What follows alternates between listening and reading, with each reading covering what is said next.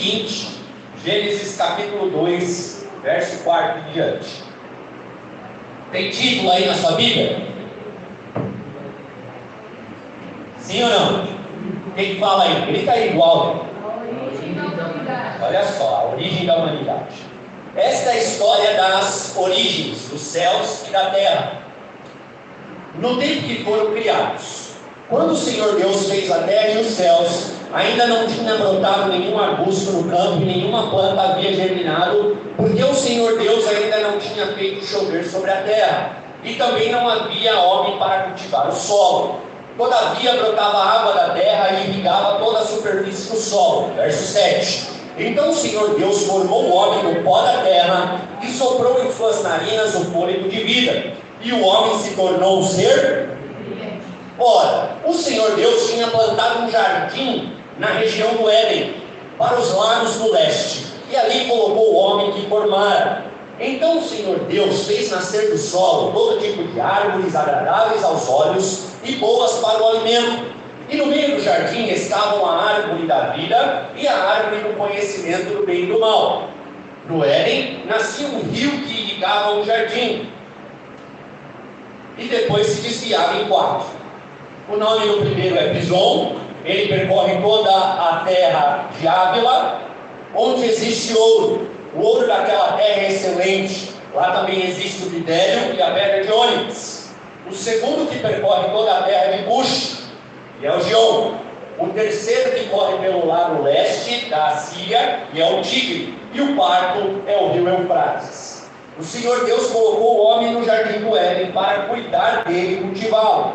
E o Senhor Deus ordenou ao homem: coma livremente de qualquer árvore do jardim, mas não coma da árvore do conhecimento do bem e do mal, porque no dia em que dela comer, certamente você morrerá. Então o Senhor Deus declarou: não é bom que o homem esteja só, farei para ele alguém que o auxilie e lhe corresponda. Em outras versões vai dizer uma ajudadora idônea. Depois ele formou da terra todos os animais do campo e todas as aves do céu. O Senhor Deus os trouxe ao homem para ver como ele lhes chamaria. E o nome que o homem desse a cada ser vivo, esse seria o nome. Olha só que interessante isso, vou fazer uma pausa. Perceba que o homem, antes da queda, o homem masculino, ele era um ser completamente criativo. Você vai na casa dos nossos amigos, quando é o homem que dá nome para o cachorrinho, você já viu quais são os nomes? Pilu, Totó. O homem não tinha imaginação nenhuma, capacidade nenhuma para fazer isso hoje, né? A mulher é muito mais criativa, muito mais assertiva, muito mais sensível às coisas. Mas naquela época era o homem. Então veja que o pecado já deu uma atrapalhada aí, você viu? É assim ou não é? Veja só, e aí então Adão deu nome para todo mundo lá, e no verso 21 vai dizer assim: então o Senhor Deus fez o homem, todavia, final do verso 20, não se encontrou para o homem alguém que o auxiliasse e lhe correspondesse. Agora sim, verso 21. Então o Senhor Deus fez o homem cair em profundo sono. Enquanto este dormia, tirou-lhe uma das costelas, fechando o lugar com carne. Com a costela que havia tirado do homem, o Senhor Deus fez uma mulher e levou até ele. Disse-lhe então o homem: esta sim é osso dos meus ossos e carne da minha carne. Esta será chamada... Como será chamada? Mulher. Quem deu o nome para a mulher? Foi Deus ou foi Adão? Adão. Por essa razão, o homem deixará pai e mãe e se unir-se-á à sua mulher, e eles se tornarão uma só carne. O homem e sua mulher viviam nus e não sentiam vergonha. Vamos lá. Primeira lição que nós tiramos desse capítulo 2 de Gênesis, de tudo que nós acabamos de ler, é que estes acontecimentos, toda essa narrativa que eu fiz aqui agora no capítulo 2 de Gênesis, é simplesmente um apontamento para aquilo que aconteceu e acontecerá entre Jesus Cristo e a igreja. Você sabia disso? Sim ou não? Estou perguntando, sabia disso? Então é importante nós termos cultos de doutrina aqui. Todo esse acontecimento, vou repetir, de Gênesis capítulo 2, aponta para a união entre Cristo e a igreja. A igreja é a noiva de Cristo, a igreja é a mulher. E Jesus é estabelecido na palavra de Deus como o segundo Adão. O apóstolo Paulo chama essa doutrina que eu estou ensinando para vocês aqui agora, nos acontecimentos que Deus revela de Adão e Eva no capítulo 2 de Gênesis, e a união entre Cristo e a igreja, o apóstolo Paulo vai chamar, lá em Efésios capítulo 5, verso 21, de grande mistério. Olha que lindo isso, é um grande mistério. Então, querido, nós não vamos tratar disso hoje, nós vamos tratar no outro momento, mas saiba disso. A Bíblia é a revelação suficiente que Deus nos deixou para podermos ter uma compreensão necessária neste tempo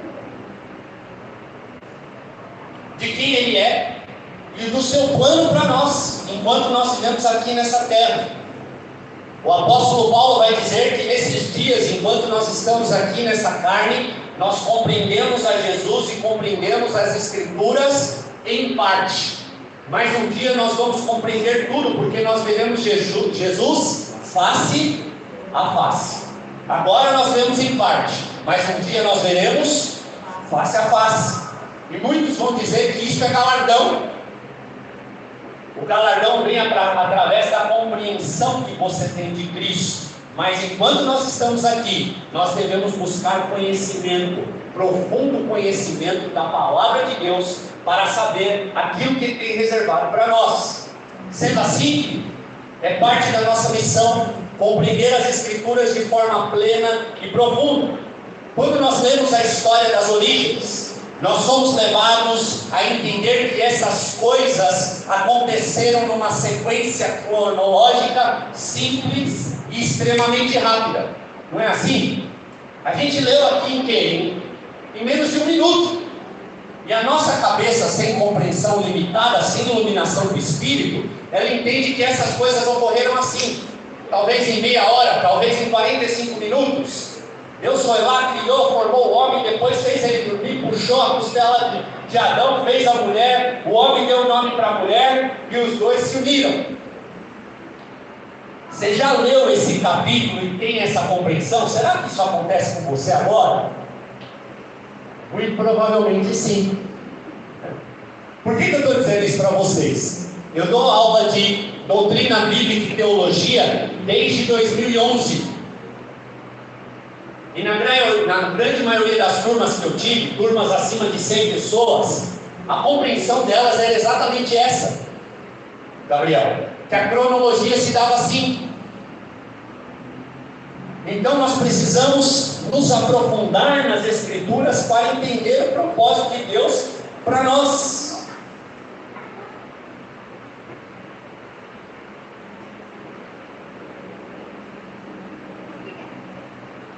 Vamos lá.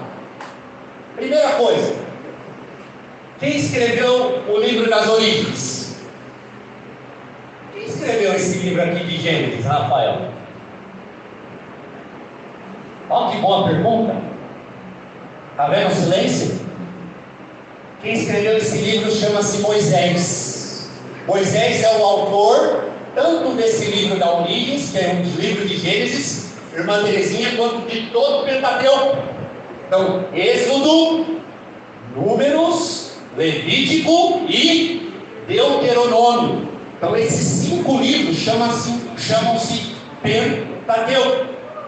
E Moisés foi escrever esses livros, o livro do Gênesis, 2.500 anos depois que essas coisas já haviam acontecido. Percebeu?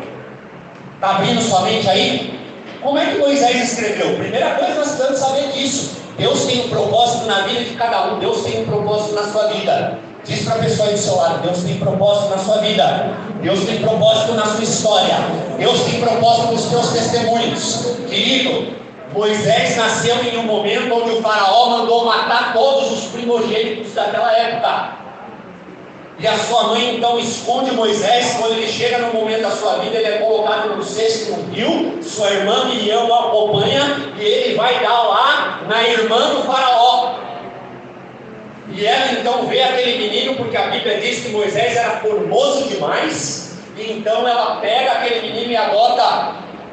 E a sua irmã fala: você quer, minha rainha, você quer que eu leve esse menino para que uma hebreia cuide dele? E a rainha: boa ideia.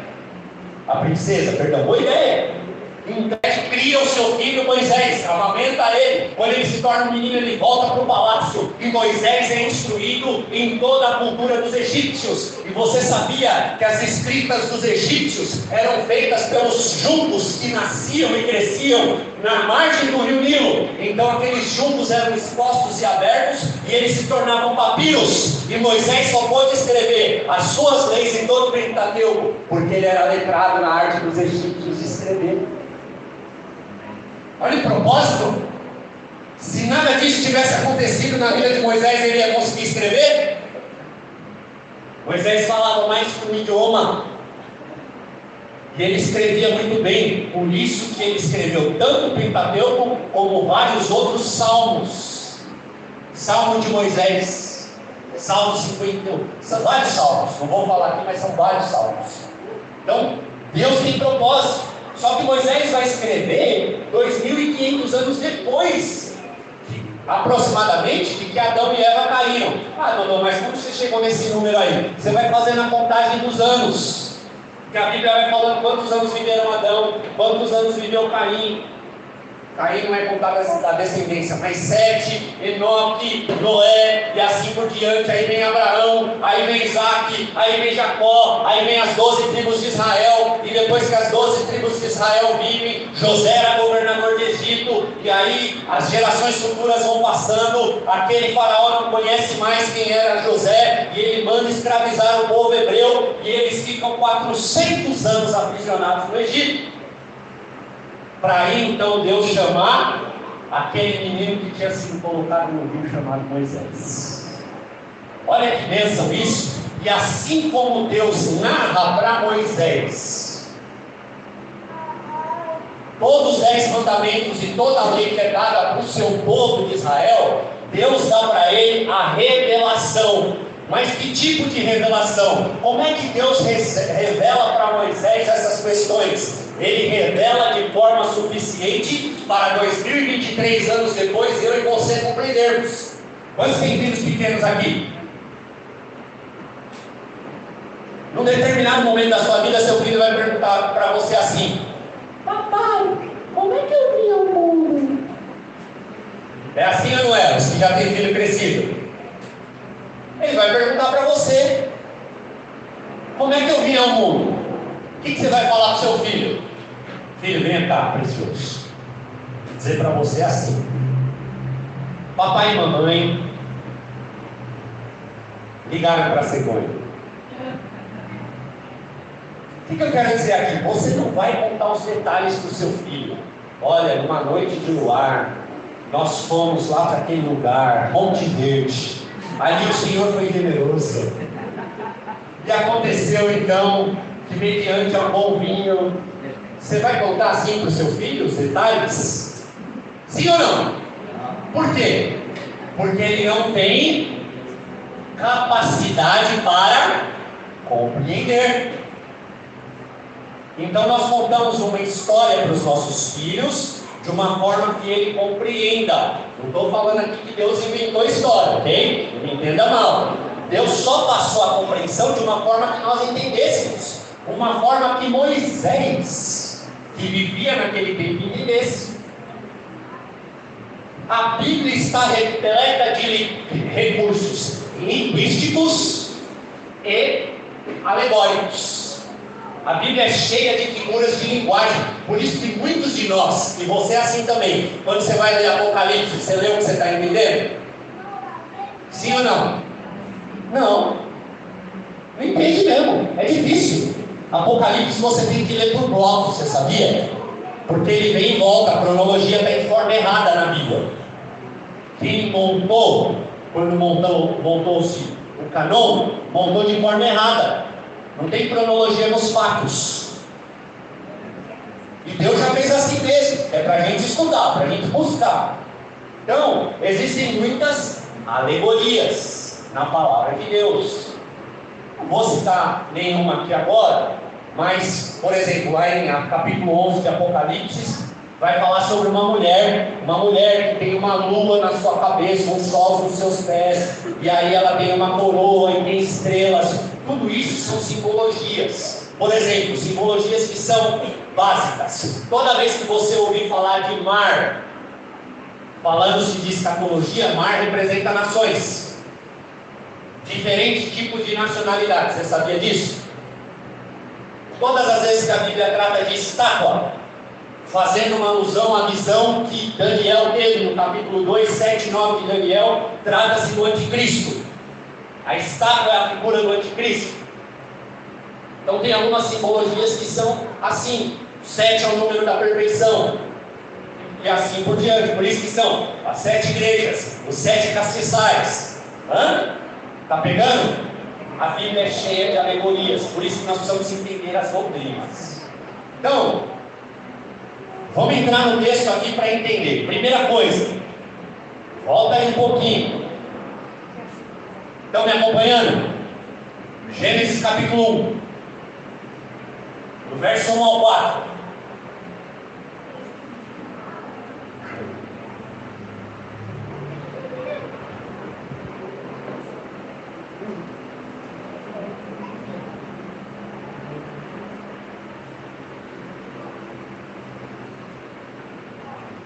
Pastor, quero pastorear, quero ser pastor. Precisa pelo menos conhecer grego e saber um pouquinho de hebraico. Se você não sabe nem falar o português direito e não queira ser pastor, você vai se dar mal. Gente, é assim mesmo. Estou falando aqui porque o pessoal da internet está dentro, está cheio de quer ser pastor. O cara não terminou a quarta série, não tem problema nenhum com isso, ok? Desde que você procure estudar, se aprofundar. No princípio, Deus criou os céus e a terra. Qual é a palavra no hebraico para Deus que está escrito aqui? Você sabe? Elohim. Repete aí, Elohim. Elohim. O que significa Elohim? Deus no plural. Deus triuno. Por que Deus mandou Moisés escrever Elohim? Porque aqui nós vamos ver a manifestação de Deus Pai, Deus Filho e Deus Espírito Santo. Essa igreja acredita na Trindade. Os três são Deus. É o mesmo Deus atuando de formas diferentes. Compreendeu? Então o nome aqui no hebraico é Elohim. Dudu, mas por que é importante isso? É importante isso porque o próprio povo de Deus, eles rejeitam a Jesus, dizendo que Jesus não é Deus, porque eles não compreendem isso, eles vão contra o próprio idioma deles. Vocês percebem isso? Não, há somente um Deus. Eles pegam um trecho da Bíblia para falar que há somente um Deus, mas é um Deus mesmo, é Elohim. Ele é dividido em 3 pessoas. Não é que ele é dividido, ele se apresenta em 3 pessoas. Vamos ver se eles estavam os 3 na criação? Por que é importante a gente saber isso, Dodô? Porque lá no capítulo 1 de João, o discípulo do amor, ele vai dizer que no princípio Jesus era o verbo estava com Deus e o verbo era Deus. Sem Jesus nada do que foi feito se fez. Então a gente tem que encontrar Jesus aqui na criação. Vamos encontrar? Olha só. Era a terra sem forma e vazia, trevas cobriam a face do abismo e o Espírito de Deus. Está com letra maiúscula ou minúscula aí? Maiúscula. Quando uma palavra começa com uma letra maiúscula, significa que isso é um nome próprio. Então está aqui, já achamos Deus Pai. Deus é o Pai, Criador. E aqui nós já achamos o Espírito. O que o Espírito Santo fazia? Ele se movia sobre a face do abismo. Querido, o Espírito Santo se move em você. O Espírito Santo nesses dias, ele se move através da igreja, através de nós, para que as pessoas sejam confortadas, sejam consoladas, sejam amadas através do Espírito Santo que habita em você, a fim de que o Espírito Santo de Deus convença da justiça, do pecado, do juízo. Disse Deus: haja luz. Haja luz, e houve luz. Deus viu que a luz era boa e separou a luz das trevas, e a chamou a luz dia, e as trevas chamou noite. Passaram-se a tarde e a manhã, e esse foi o primeiro dia. Aqui está Jesus. Eu vou abrir lá em João para que você acredite e veja que a Bíblia é a revelação do poder de Deus. Olha só o que diz João capítulo 1, que eu acabei de citar, eu vou ler todo. No princípio ele era aquele que era a palavra. Se disse Deus, Deus disse o quê? Ele profetizou a palavra. Essa palavra é quem? Jesus Cristo de Nazaré. É esse mesmo Jesus que está registrado aqui. Ele estava com Deus, ele era Deus, ele estava com Deus no princípio. Todas as coisas foram feitas por intermédio dele. Sem ele nada que existe teria sido feito. Nele estava a vida, e este era a luz dos homens. Quando Deus falou, o que houve na terra? Luz. Jesus Cristo é a luz. Está aqui. Aí nós vamos lá. Provei para você que o Deus Triuno está aqui, Elohim está aqui, Deus Pai, Filho e Espírito Santo na criação. Da onde você veio? Você veio de um desejo profundo de Deus Pai, Filho e Espírito Santo, que se comunicavam, que viviam entre eles, que tinham comunhão entre eles, e que decidiram criar um ser, fora os anjos, para que ele se relacionasse com ele. Deus criou o homem para se relacionar com ele. Fala isso para a pessoa: Deus quer se relacionar com você. Você é fruto da vontade do Deus Pai, Filho e Espírito Santo. Ele quer se relacionar. Por isso que não dá para viver uma vida cristã sem oração.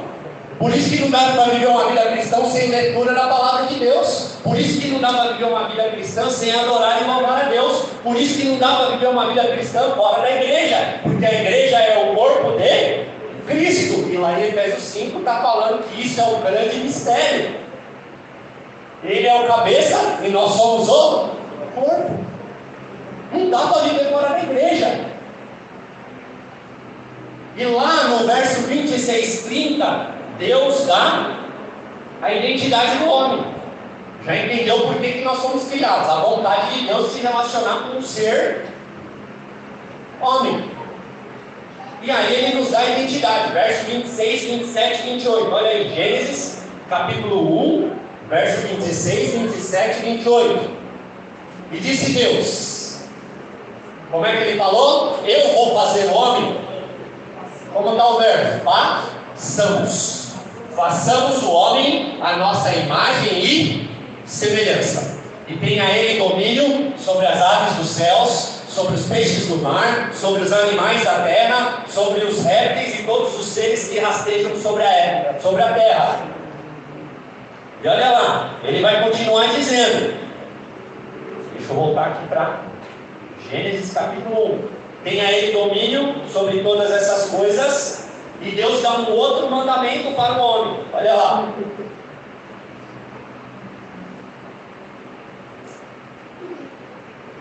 Criou Deus o homem à sua imagem e semelhança. A imagem de Deus os criou, o homem e mulher os criou. Verso 27 e 28.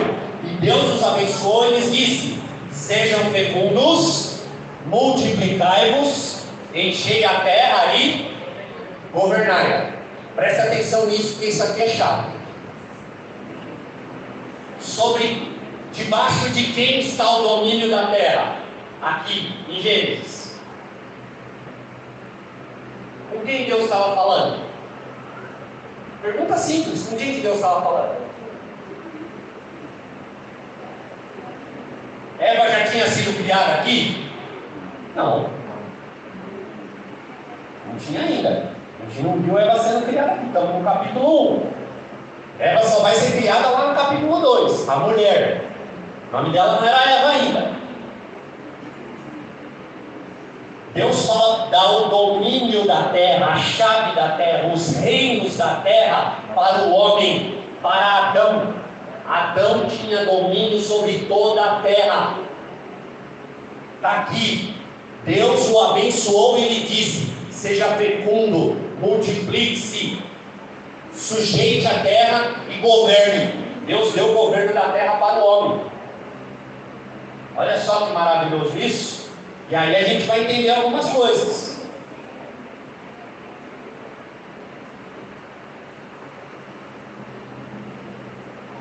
Se a gente continuar lendo, vai repetir aqui. Olha o verso 29 que fala uma curiosidade: eis que lhes dou todas as plantas que nascem em toda a terra e produzem sementes, e todas as árvores que dão frutos com sementes, elas servirão de alimento para vocês. E dou todos o que? Os vegetais como alimento, a tudo o que tem em si fôlego de vida, a todos os grandes animais da terra, e todas as aves dos céus, e todas as criaturas que se movem rente ao chão. Sabia que o urubu comia semente, planta, e verdura, e frutas? Sabia que o leãozinho comia? Estou provando para você aqui. Olha lá na perversão. Era todo mundo herbívoro. Essa loucura que você vê no Discovery Channel, quantos gostam? Não vi isso aí? Do leão, da leoa caçando, que o leão gosta de ficar na boa, né? Ele só vai lá no final para... É a leoa que caça. Mas isso não existia aqui. Deus deu, está registrado, estou provando para você, vegetais como alimento. Para o homem também. Então, se você é vegetariano, não é o meu caso, você já está a um passo a mais aí da perfeição. Estou brincando. Pode comer carne à vontade, tranquilo, que é tudo consagrado e abençoado para Deus. Então, todos eram herbívoros. Estão me acompanhando? Vamos junto? Volta lá no capítulo 2, verso 7. Vai lá para frente um pouquinho.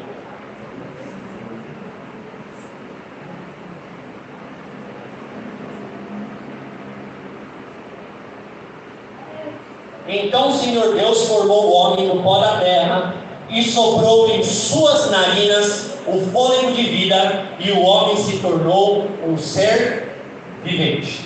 O Espírito Santo gerou somente duas pessoas. Fala isso aí, para a pessoa do seu lado. O Espírito Santo gerou duas pessoas só. O primeiro está registrado aqui. Qual é o nome dele? Fala, gente, me ajuda aí a pregar. Qual é o nome dele? O Espírito Santo acabou de formar, acabei de ler, verso 7. Quem que ele formou? Do pó da terra? O homem. Quem é o homem? Qual é o nome dele? Adão. Agora vai lá para Lucas, capítulo 1, lá no Novo Testamento. Está lendo a Bíblia hoje, hein, irmão? Que bênção! Talvez você passou a semana inteira sem ler a Bíblia, agora é a oportunidade, ó. Fala, Jeová. Deus é bom. Lucas, capítulo 1, verso 35. Quem achou, diga aleluia. Lucas, capítulo 1, verso 35. O anjo Gabriel respondeu: o Espírito Santo virá sobre você, Maria, e o poder do Altíssimo a encobrirá com a sua sombra. Assim, aquele que há de nascer em você será chamado Santo Filho de Deus. O Espírito Santo só gerou duas pessoas, Adão e Jesus. Qual é a comprovação que nós temos disso? Somente esses dois seres humanos tiveram um livre-arbítrio puro. E aqui eu estou falando de Jesus, homem.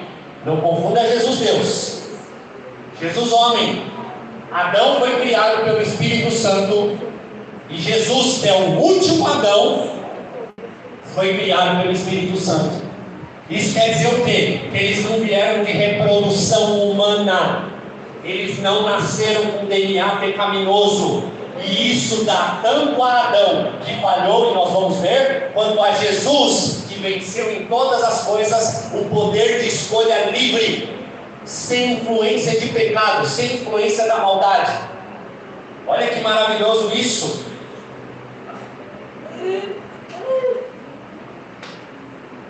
Está me acompanhando, querido? Todos nós aqui não possuímos o livre-arbítrio pleno. Por quê? Porque você nasceu da relação sexual do seu pai e da sua mãe. E assim você foi gerado. E quando você foi gerado, você nasceu já com a natureza pecaminosa. Vou fazer uma pergunta aqui, para te provar. Isis, como é que é a Isis lá? Ingrid, ela já faz birra? Sim? Quem ensinou a birra para ela? Foi o Cristiano, que é birrento? Ele não ensinou nada. Não. E por que ela faz birra então? Porque ela nasceu com DNA pecaminoso que veio de Adão. Todos nós somos maus. Todo homem nasceu com a natureza deformada pelo pecado, pela maldade. Então quando você vê coisas aí acontecendo, gente entrando em escola, matando criança, isso é a consequência do pecado, querido. O seu maior inimigo não é o diabo, não é Satanás. Ele não tem nem poder sobre você. O seu pior inimigo é você. É o pecado que está dentro de você. Sabe o que vai ser determinante na sua vida? O quanto você alimenta o pecado que está em você. Se você alimentar a sua natureza pecaminosa, você vai pecar. Mas se você alimentar a sua natureza espiritual divina, você vai ser uma bênção. Você vai ser usado por Deus. Você vai ser boca profética. Você vai ser agente de salvação na vida das pessoas. O Senhor vai usar você para curar, para libertar, para profetizar, para revelar. Ele vai levar você a lugares maiores.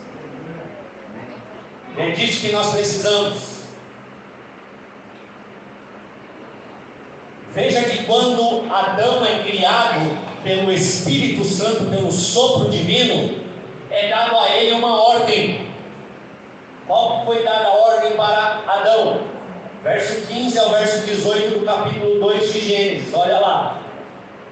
O Senhor Deus colocou o homem no jardim do Éden para cuidar dele e cultivá-lo. O Senhor Deus ordenou ao homem: coma livremente de qualquer árvore do jardim, mas não coma da árvore do conhecimento do bem e do mal, porque o dia que dela comer, certamente você morrerá. E o que aconteceu com Adão? Ele morreu. E aí você pergunta: poxa, mas por que Deus então não deixou Adão morrer e aí não se multiplicar e aí então acabar e Deus fazia um outro Adão? Porque ele já tinha dado o mandamento no capítulo 1, verso 26, 27 e 28. Lembra que nós lemos? Ele já tinha dado o mandamento para Adão. E a palavra de Deus não volta. Ele não é homem para que minta, nem filho do homem para que se arrependa. Como ele já tinha dado o mandamento, o que estava feito, estava feito. Deus não foi pego de surpresa. Ele já sabia que o homem ia cair. Já sabia. Veja que nesse tempo decorrido, todo esse tempo, Eva ainda não havia sido criada. E Deus falou diretamente com o homem. Por isso eu quero falar com os homens aqui. A responsabilidade da tua casa é tua. A responsabilidade dos teus filhos é tua. A responsabilidade de vida de oração na tua casa é tua. A responsabilidade de entregar a sua esposa sem ruga, sem mancha e sem mácula é tua. E Deus vai cobrar de você. Não seja tolo, não seja bobo. Conheça a palavra de Deus, porque você não vai prestar conta dos seus filhos diante de Deus. Você sabia disso? Sabia que você não vai prestar conta dos seus filhos diante de Deus? Sabe por quê, querido? O filho, você ensina a criança no caminho que ela deve andar. E até depois de velha ela não se esquecerá dele. Mas quando seu filho é emancipado, quando seu filho é maior de idade, Quando seu filho se casa e constitui uma outra família, o seu filho não é mais responsabilidade sua. Os pecados que ele cometer, as escolhas que ele fizer, os caminhos que ele trilhar, é problema dele com o Pai, com Deus, porque Deus não tem netos, Deus só tem filhos. Agora, lá nesse capítulo 5 de Efésios, nós vamos ler, o apóstolo Paulo vai dizer que a nossa esposa a gente vai apresentar diante do Senhor. Vai de você, cabra. Apresenta a mina lá ajeitada, boazinha, bonitinha, dá um cuidado, dá um talento, cuida bem, porque você vai prestar conta delas. Amém? Deus falou com Adão. Até então a mulher não tinha nem sido criada. Mas a gente vai ver lá, a partir do verso 21 ao 24, o que aconteceu. Deus faz o homem cair em um profundo sono. Adão cai em um profundo sono. Enquanto ele dormia, Deus tira uma das costelas. Mulher, você foi tirada da costela. Você é uma ajudadora idônea. Você foi criada para auxiliar o seu marido. Não é para dizer amém para ele em tudo, e não é para tomar a frente das coisas dele. Porque se você tomar a frente do seu marido, você vai se arrebentar. É do lado, é um do lado do outro, iguais, mesma porção. Os dois são iguais e devem liderar a sua casa de maneira igual, com as suas responsabilidades, cada um tendo o seu papel. Sabe por que a sociedade está na loucura? Está porque os papéis foram invertidos. Muitas vezes as mulheres que são dotadas de uma grande habilidade, elas querem tomar a frente do homem. Ah, como ele não sabe fazer isso aqui, eu vou tomar a frente. Já que ele não faz mesmo, eu vou tomar a frente. Você vai se arrebentar. Põe assim no seu lugar e você vai ser abençoada. Sabe qual é o seu lugar? É nem abaixo nem acima, é do lado. É do jeito que vocês fazem mesmo. Ô, filhão, você tem certeza disso aí? É esse caminho mesmo que você vai tomar? Você não acha melhor ir por esse caminho? Sabe qual que é seu papel? Abrir os olhos. Olha, quem tem esse caminho aqui, maridão. Qual a decisão que você vai tomar? A decisão é dele. Se tiver certo, vocês estão juntos. Se tiver errado, vocês estão juntos também. Então você auxilia ele. E aí então Deus tira da costela e faz, né? Deus fez a mulher. E então Deus leva a mulher até Adão. Por isso que o pai leva a mulher até o altar. No dia do casamento, o pai da noiva, ou o padrinho, ou alguém que a criou, leva ela até o marido, reproduzindo essa figura de Deus levando Eva para Adão. Como você sabe que está nesse contexto, Dodô? Aí, aqui no verso 24, você vê Moisés inserindo. Olha o que Moisés fala: por essa razão, o homem deixará pai e mãe e unir-se-á com a mulher, e eles se tornarão uma só carne. Já tinha tido outros casamentos? Não. Por que Moisés inseriu isso aqui no processo? Porque 2.500 anos depois, Moisés já liderava uma nação, a nação hebraica, e ali os caras estavam se divorciando dia e noite. Sabe qual era o tipo de divórcio que eles tinham?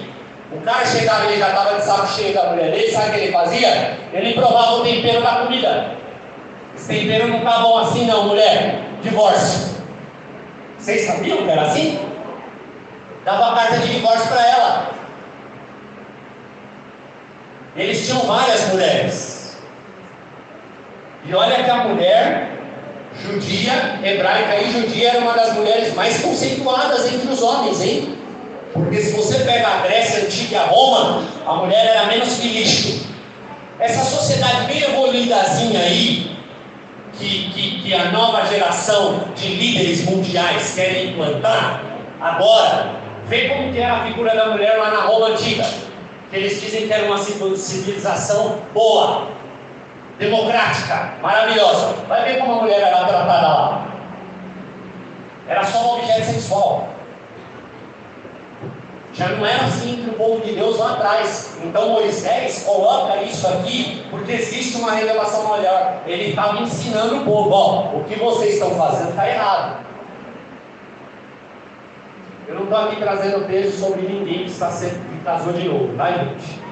Cada um tem uma história, cada um tem uma figura, cada um tem um papel. Deus trabalha com cada um de nós de formas diferentes, e você não é menor que ninguém por causa disso. Muito pelo contrário. Tá bom, querido? Então, tem nada a ver com o que eu estou falando aqui. Estou falando de revelação. Olha só. E aí então a mulher é criada, ó. E diz o texto que o homem e a mulher viviam nus e não sentiam vergonha. E na sequência você vai ver aqui então que acontece o que no capítulo 3? A queda do homem. Então o que a gente está pensando? Olha só como é nossa cabecinha limitada. Adão estava lá, vivendo bem, estava tudo certo, tudo bonitinho, ele estava cultivando o jardim, comendo só frutinha da boa, comendo aquelas macadâmias, comendo o que mais tem de bom aí, que a gente compra lá no Mercadão, que é uma delícia. Tâmara, comendo as tâmaras, que as tâmaras, né? Serginho me ensinou um vídeo lá. Olha só, comendo do melhor, ele estava na bacana, brincando com os leãozinhos dele, jogando as bolinhas para os leões buscar, estava numa boa. Aí Deus então criou um problema, decidiu criar Eva. Aí Deus cria Eva, e olha como a Bíblia engana a gente, né? No bom sentido, tá, gente? Criou a Eva, no próximo versículo, o que acontece? Está tudo errado. É justo isso, gente? Hein, mulheres? Não. E eu vou desmistificar isso aqui para vocês. Estou caminhando por fim, tá? Vou desmistificar isso aqui para vocês. E diz então lá no capítulo 3 que Deus vai criar ela. E a gente vai ler. Ora, a serpente era o mais astuto de todos os animais selvagens que o Senhor Deus tinha feito. E ela perguntou à mulher: quem que era essa serpente? Um animal falava? Está registrado em algum momento aqui da palavra, nesse momento que os animais falavam e tinham inteligência para falar? Sim ou não? Não. Então o que aconteceu aqui? Satanás, ele possuiu a serpente. E aí então ele fala através da serpente. Por isso que você vê casos de possessões demoníacas onde os animais são possuídos. E acontece mesmo. Lembra daquele endemoniado de Gadara? Quando Jesus chega até lá, eles falam para Jesus: pelo amor de Deus, não manda a gente para o abismo. E então Jesus faz com que ele entre nos porcos. Entendeu? Então entra mesmo. Então a serpente, Satanás, ele possui, né? E aí ele fala assim: foi isso mesmo que Deus disse, não coma nenhum fruto das árvores do jardim? Respondeu a mulher à serpente: podemos comer do fruto das árvores do jardim. Mas Deus disse: não comam do fruto da árvore que está no meio do jardim, nem toquem nele. Do contrário, vocês morrerão. Disse a serpente à mulher: certamente não morrerão. Deus sabe que no dia em que deles comerem, seus olhos se abrirão e vocês serão como Deus, serão conhecedores do bem e do mal. Olha só isso, deixa eu comentar aqui com vocês. Satanás enganou Eva, e ele continua enganando os seres humanos através daquilo que nasceu dentro dele, porque o mal foi gerado dentro de Satanás. Ele era o querubim. Ele era o querubim ungido do Senhor. Ele era o mais belo, o mais bonito. Ele estava diante da presença do Senhor o tempo todo. Mas o mal foi gerado dentro do coração dele. Sabe por quê? Porque ele quis ser igual a Deus. Ezequiel vai falar que ele quis montar o seu trono no mais sublime dos céus para confrontar a Deus. E então ele gera a mesma coisa dentro de Eva. E ele gera a mesma coisa dentro do coração do ser humano. O ser humano quer ser Deus. Quando você pega esses maluquetes aí que tem mundo afora e vão nascendo de geração em geração, desde Hitler, o que eles querem fazer? Eles querem governar, porque o mandamento foi dado lá atrás para Adão, mas quando Adão perde o governo, ele transfere esse poder para as mãos de Satanás. Mas Satanás só pode utilizar o seu poder através dos homens. Por isso que nós somos governados por homens maus, homens corruptos. E vai continuar assim. Um dia, naquele dia, Jesus voltará. Aleluia. E aí o rei da glória vai começar a governar conosco, com os seus filhos e os seus escolhidos. Mas essa terra é governada pelo diabo, através do homem. Por isso que a gente vê, o cara quer ser Deus, ele quer sujeitar todo mundo, ele quer que todo mundo se dobre a ele. E foi com esse argumento que Satanás engana Eva. Ele diz: se você comer, você vai ser igual a Deus. Cuidado, hein? Cuidado com qualquer coisa que você faz na sua vida para a sua glória própria. Que aquilo que você faz buscando glória é o pecado original de todos. É aquilo que nasceu no coração do diabo. É o diabo que está jogando essa semente aí no teu coração. Quer que eu provo para você? Olha o que diz o apóstolo Paulo: nada façais por contenda ou por vanglória, mas por humildade. Cada um considere os outros superiores a si mesmo. Não atende cada um só para o que é propriamente seu, mas cada qual também para o que é dos outros. De sorte que haja em vós o mesmo sentimento que houve em Cristo Jesus, que sendo em forma de Deus, não teve por usurpação ser igual a Deus. Jesus, homem, fez o contrário de Adão e Eva. Ele era Deus, mas ele se fez humilde. E o texto vai dizer que ele não quis ser igual a Deus, mas esvaziou-se a si mesmo, tomando forma de servo, fazendo-se semelhante aos homens, e achado na forma de homem, humilhou-se a si mesmo, sendo obediente até a morte de cruz. E é por causa dessa cruz salvadora que você está aqui, querido. Glória a Deus. Satanás engana Eva, porque Adão ele não enganou. Você sabia que Adão não foi enganado? Ó, o Dodô já está inventando, hein, Dodô? Dodô, onde você vai chegar, filho? Estou falando para você, Sandro. Adão não foi enganado. Quem foi enganado foi a mulher. Você não sabia disso? Olha, tem alguns teólogos que falam que se pá, Eva nem pecou. Ela só foi enganada. Agora Adão... Deixa eu perguntar uma coisa para vocês. A Bíblia não está falando aqui, certo? Mas Adão, ele já tinha vivido uns anos. Ele já foi criado homem, certo? Ele não passou por um processo de ser bebê, ser adolescente, ser jovem, fazer bobagem, nada disso. Ele já nasceu homem perfeito. Foi feito pelo Espírito Santo. E aí, olha só o que acontece. Ele começa a cultivar o solo, ele não cultiva. Demora para as coisas estarem. Você plantar e nascer alguma coisa demora? Demora. Faz uma continha aí só de animal doméstico. Quantos animais domésticos você acha que tem na terra hoje? Dá trabalho para dar nome para tudo isso aí, hein? O cara deu nome para os animais domésticos, os selvagens, as aves, para cada peixinho, né? Pega o peixe galo. Olha só, uma baleia, um tubarão, ele que deu nome para tudo. Demorou? Sim ou não? Demorou, vamos raciocinar. A gente é inteligente. O cara viveu bastante tempo, Renato. E ele estava lá numa boa. Você acredita mesmo que nesse processo todo, em nenhum momento Satanás foi lá tentar Adão? Para pensar. O fato de você ser homem faz com que você seja tentado mais ou menos. do que a mulher. É a mesma coisa.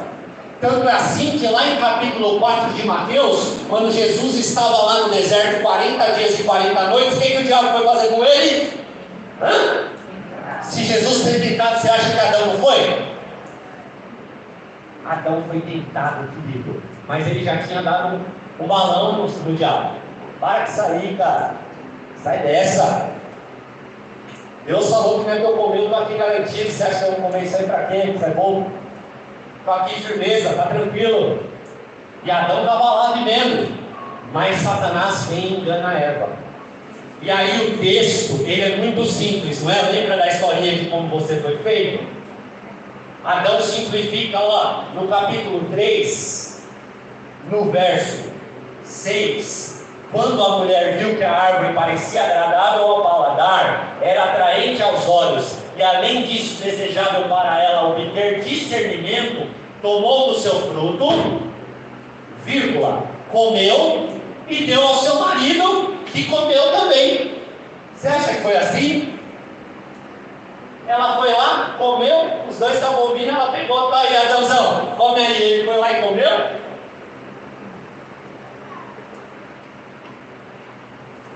Preste atenção, filho. O pecado original ele se deu assim.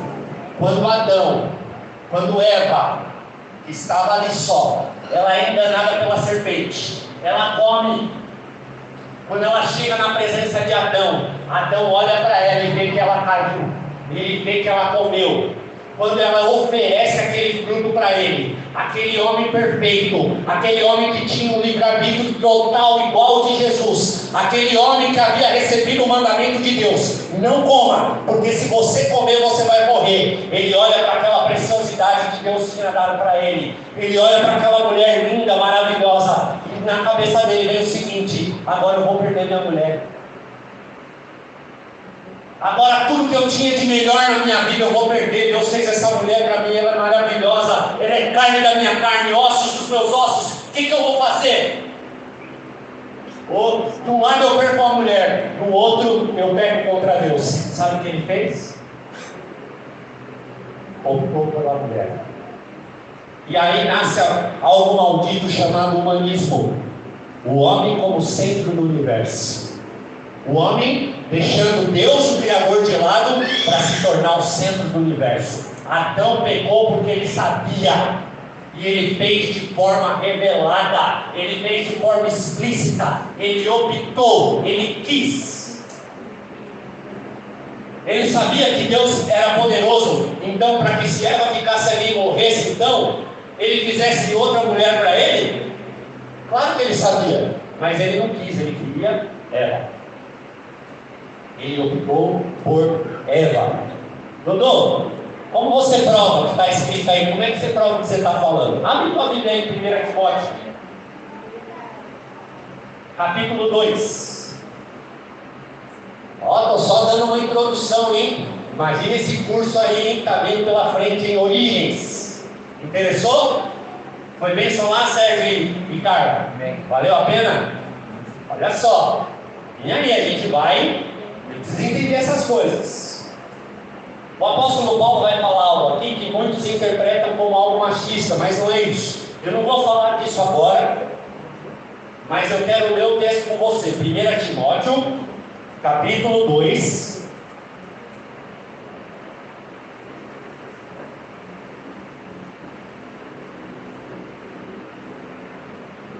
Verso 12 ao 14. Achou aí? Glória a Deus. Não permito, porém, que a mulher ensine nem use de autoridade sobre o marido, mas que esteja em silêncio. Porque primeiro foi formado Adão, depois Eva. E Adão não foi enganado. Mas a mulher, sendo enganada, caiu em transgressão. Provei para você que o homem não foi enganado? Está escrito isso assim na sua Bíblia? Está aqui, querido. Adão tinha livre-arbítrio para escolher, e ele escolheu o mal. Você não tem livre-arbítrio, mas você é regenerado em Cristo Jesus. Você tem o Espírito de Deus dentro de você. Você tem o coração de carne que Deus colocou dentro de você. E você tem autoridade sobre o pecado. A sua carne é falha, a sua carne é fraca. Você vai cair, você vai errar, vai. Mas você tem autoridade para dizer não ao diabo, ao pecado e às tentações. Viva uma vida de oração, viva uma vida de comunhão com seus irmãos, ande com pessoas melhores do que você. As más companhias corrompem os bons costumes. Para de andar com gente ruim.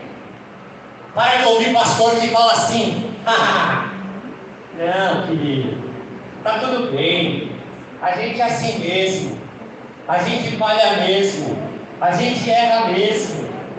Isso daí acontece com todo mundo. Sabe quem está falando isso aí para você? Que ele é um filho do diabo. E como ele tem pecado na vida dele, e ele não acerta e não quer se arrepender, então ele baixa a régua.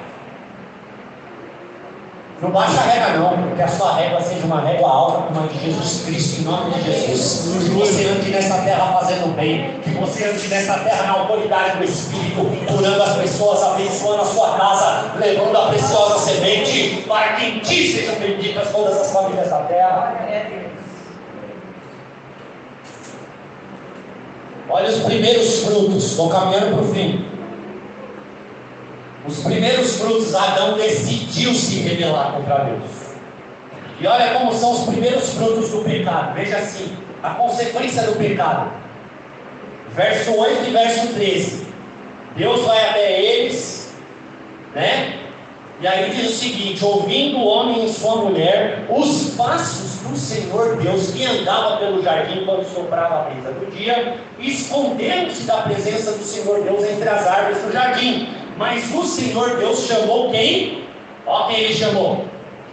Quem que ele chamou? O homem.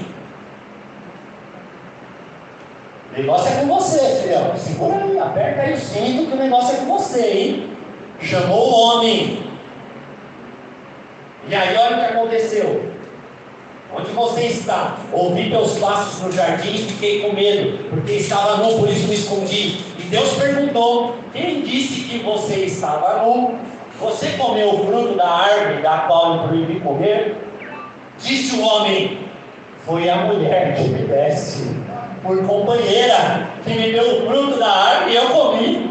Primeiro fruto do pecado, acusação. Olha só para quem ele apontou. Para quem Adão apontou a metralhadora? Olha lá, foi a mulher que você me deu. Ele culpou a mulher e deu de tabela. Vê se o cara estava ninja. Às vezes nossos filhos contam umas mentiras para nós, não contam, eles dão uma justificativa. Você fica até bobo, né? Como ele chegou a essa conclusão? É verdade, às vezes se você não parar para analisar, é verdade, né? Deus ficou olhando para cá, ó, a mulher que você me deu, e ainda a mulher que você, foi você que deu. A gente tem essa mania. Ele acusou. Sabe por que ele acusou? Porque a Bíblia é reveladora, querido. Sabe o que vai falar lá, Apocalipse capítulo 12, verso 9 e 10? Ele vai falar que o grande dragão foi lançado fora. Ele é a antiga serpente, chamada Diabo ou Satanás, que engana o mundo todo, como ele enganou a mulher. Ele e os seus anjos foram lançados à terra. Então ouvi uma forte voz do céu que dizia: agora veio a salvação, o poder do reino do nosso Deus e a autoridade do seu Cristo, pois foi lançado fora o acusador dos meus irmãos. Satanás é o acusador. Sabe aquela coisa na sua mente? Você não serve, você é um lixo, você não vai conseguir, tá vendo? Você errou, você pecou, você não é santo, você não estava a louvar a Deus, você estava na igreja falando e fazendo isso aqui. Ele é o acusador. Por isso o espírito de Satanás entrou em Adão, e Adão acusou a mulher e Deus. Cuidado, hein? Cuidado se você anda acusando os outros por aí, hein? Capaz de ter uma sementinha em você. Não acusa não, querido. Não receba acusação na sua mente. Põe a mão aí na sua mente. Senhor, a tua palavra declara que nós temos a mente de Cristo. Nós colocamos nessa manhã o capacete da salvação. Nada pode nos separar do teu amor, nem o inferno, nem os anjos, nem o pecado, porque em ti nós somos mais que vencedores. Eu profetizo que a mente do meu irmão e da minha irmã nessa manhã será blindada, e ele trará as memórias dele, aquilo que lhe traz esperança. Nenhuma acusação sobre você, querido. Você está lavado e remido pelo sangue do Cordeiro. Querido. Então aqui nós vemos um sonho se tornando pesadelo, né? Olha o sonho que Deus teve. Elohim, Deus Pai, Filho e Espírito Santo, querendo comunhão com o homem, faz um homem perfeito, coloca o homem num lugar perfeito. Sabe por que Deus colocou todas as circunstâncias perfeitas naquele lugar? Ele fez o homem perfeito e colocou a perfeição em volta do homem. Sabe para quê? Para provar para você que não é sobre o ambiente que você está. Talvez você tenha passado momentos de tribulação lá na sua casa. Talvez as coisas na sua casa não vão bem. Talvez o desgoverno na sua casa tenha reinado lá na sua família, entre seus pais, entre seus irmãos. O que importa, querido, é que o perfeito vive em você. Que o perfeito tem planos e promessas para a sua vida. E Ele não vai te abandonar, pelo contrário, Ele vai pegar você pela mão e Ele vai levar você para um lugar de perfeição ao lado dEle. Não é sobre o lugar, é sobre você. Mesmo com toda aquela perfeição, com aquele jardim, com aquelas frutas, com aqueles animais maravilhosos, com aquele ambiente maravilhoso, com Deus vindo toda a tarde falar com Adão, ele decidiu se revelar. Mas Jesus veio a essa terra lá em Nazaré, viver no meio do caos, viver no meio da miséria. A miséria, a falta de recursos, a falta de dinheiro, os problemas, a saúde, elas não são razão para você deixar de louvar a Deus. Satanás pode sim ferir o teu calcanhar, mas o calcanhar, querido, não pode deixar você de louvar a Deus. Não deixou Jesus de louvar a Deus em todo o tempo. Ele viveu na miséria com os miseráveis, mas ele viveu fazendo o que era certo até o final. E ele foi obediente até o final. E se você for até o final, você receberá a coroa da vida que o Senhor tem reservado àqueles que o amam. Aleluia. Querido, Deus jamais foi pego de surpresa. Ele revela tudo isso que nós vemos aqui em Gênesis capítulo 1, 2 e 3, para revelar o seu amor. Ele nos ama tanto, Ele nos amou primeiro, que Ele decidiu mostrar ao homem, antes da fundação do mundo, o seu amor. Por isso que está escrito lá no verso 14, olha só. Depois que Deus tem essa conversa com Adão e Eva, Ele declara à serpente: uma vez que você fez isso, serpente, Ele está dizendo para o diabo: maldita é você entre todos os rebanhos domésticos e entre todos os animais selvagens. Sobre o teu ventre você rastejará e comerá o quê? Presta atenção nisso. E comerá pó. Presta atenção nisso, isso é revelador. Todos os dias da sua vida, porém inimizade entre você e a mulher, entre a sua descendência e o descendente dela. Está no plural ou no singular? Está no singular, porque o descendente da mulher é Jesus Cristo. Olha só o que diz: então este lhe ferirá a cabeça e você lhe ferirá o calcanhar. Jesus Cristo pisou na cabeça do diabo na cruz. Ele foi ferido, ele foi maltratado, ele foi cuspido, ele foi chicoteado, ele foi insultado. Enviaram uma lança ao lado da sua costela. Por que do lado da costela?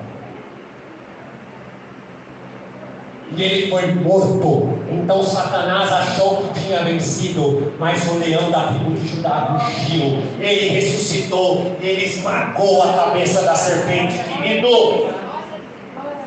E hoje você tem acesso a essa vitória, porque foi através da obra da cruz que foi possível você ser feito filho de Deus novamente.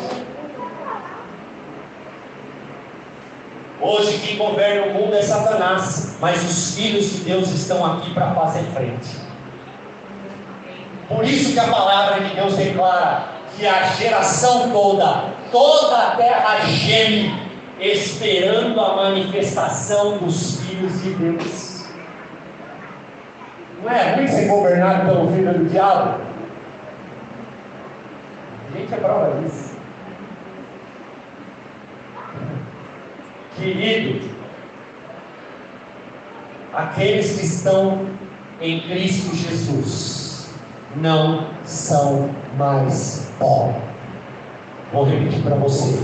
Aqueles que estão em Cristo Jesus não são mais pó.